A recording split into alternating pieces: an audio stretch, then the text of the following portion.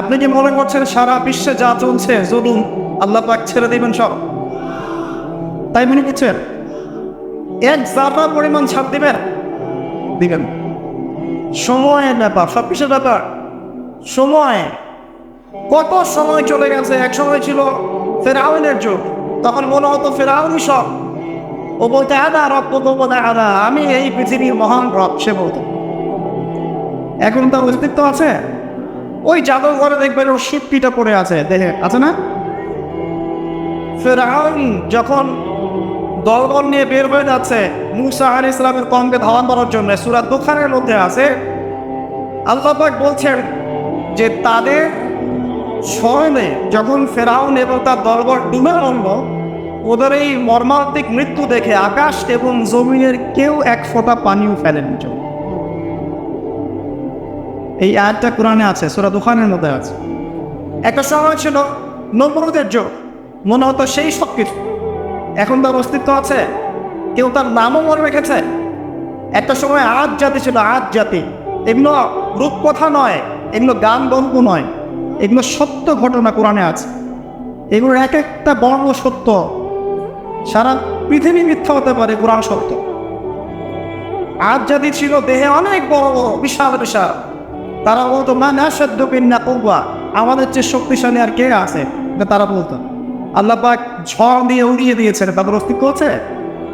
সময়ের ব্যাপার, তাকে সময় বদলাচ্ছে, সব পরিবর্তন হয়ে গেছে। একটা ছিল সামুদ জাতি, সামুদ এরাও ছিল অনেক বড় বড়, তার কাছে সমান লম্বা লম্বা। পাহাড় কেটে কেটে বাড়ি নির্মাণ করতো, পাহাড় কেটে বাড়ি নির্মাণ করতো। ওদের অস্তিত্ব আছে? আল্লাহ পাক বজ্রপাত দিয়ে ধ্বংস করে দিয়েছে। একটা জাতি ছিল সাদুম জাতি, সাদুম।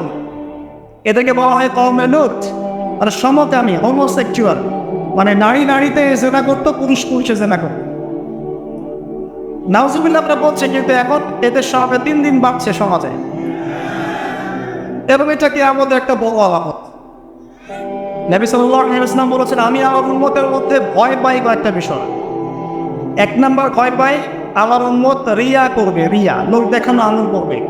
দুই নাম্বার ভয় পাই আমার উম্মত মূর্তি পূজারীদের সাথে মিশে যাবে, আমার উম্মত মূর্তি পূজা করবে। নবী সাল্লাল্লাহু আলাইহি ওয়াসাল্লাম বলেছেন এই কথা, হাদিসে আছে, দেখে নিয়ে। তিন নাম্বার তিনি বলেছেন, আমি ভয় পাই আমার উম্মতের উপরে যে আমার উম্মতের একটা অংশ সমকামী হয়ে যাবে, এবং দিন দিন এটা বাড়ছে। একটা কম ছিল সাদুম জাতি, সাদুম। এরা ছিল জর্ডান, যে দেশটার নাম হচ্ছে জর্ডান। এই জর্ডানের পাশে একটা সাগর আছে, ডেড সি বা মৃত সাগর, এখানে ওরা বসবাস করত। এরা হোমোসেক্সুয়াল ছিল। তারা তখন বলতো আমরা পবিত্র, কে আছে আমাদেরকে শাস্তি দিবে? এ লোক, তুমি যদি পারো আল্লাহর শাস্তি নিয়ে আসো।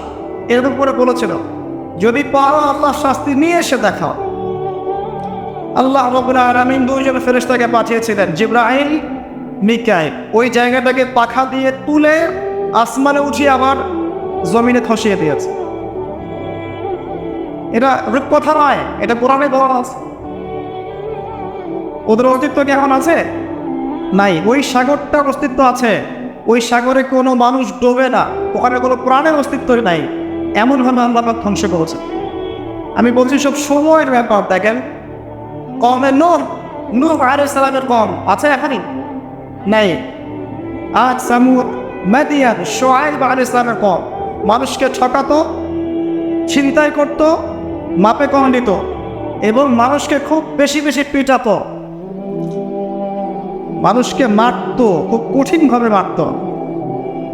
এখন কিন্তু এই সুন্নাত চলছে, মানুষকে কঠিনভাবে মারা হয়। তো এই সুন্নাতটা শুআয়ব আলাইহিস সালামের কওমের, এবং সেই কওম প্রথম কওম যাকে আল্লাহ পাক পৃথিবীতে ভূমিকম্প দিয়ে ধসিয়ে দিয়েছে। এদের অস্তিত্ব কি এখন আছে? নাই। আমি বলতে চাচ্ছি যে জুলুম, জালেম, মাজলুম এগুলো চিরস্থায়ী না, আপেক্ষিক বিষয়। একটা সময় যাচ্ছে, আরেকটা সময় আসবে, আবার এই সময় চলে যাবে, আরেকটা সময় আসবে, পৃথিবী নেমে চলতেই থাকে।